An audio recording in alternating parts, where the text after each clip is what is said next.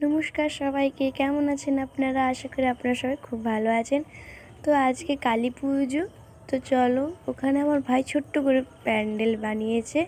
কালী ঠাকুর স্থাপন করা হয়ে গেছে, সব রেডি হয়ে গেছে।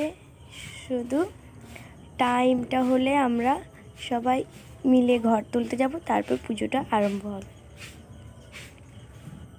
এই দেখো আমি কাঁসার থালায় কি করেছি, প্রদীপ কম পড়ে গেছিল, তার জন্য চারিদিকে বাতি সাজিয়ে দিয়েছি। কেমন হলো বুদ্ধিটা?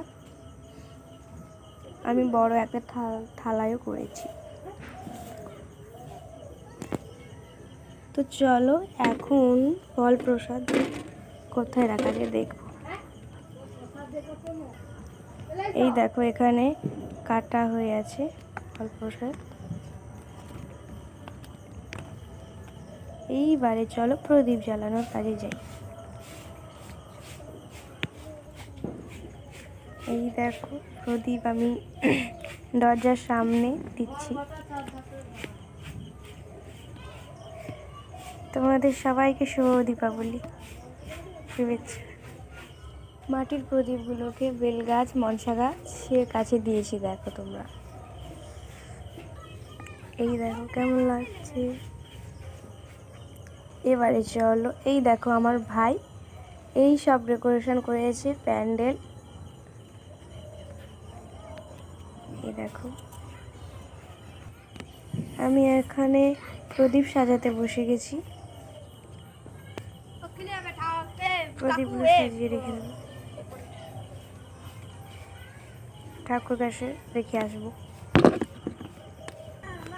এই দেখো আমাদের ব্রাহ্মণ ঠাকুর ভাই ধুতি পরে চলে এসে গেছে। আর এখানে আমার জেঠুর ছেলের ছেলে, এরা দুজনে মিলেই সব কিছু করেছে। এই দেখো এখন ঘর তুলতে যাওয়া হবে।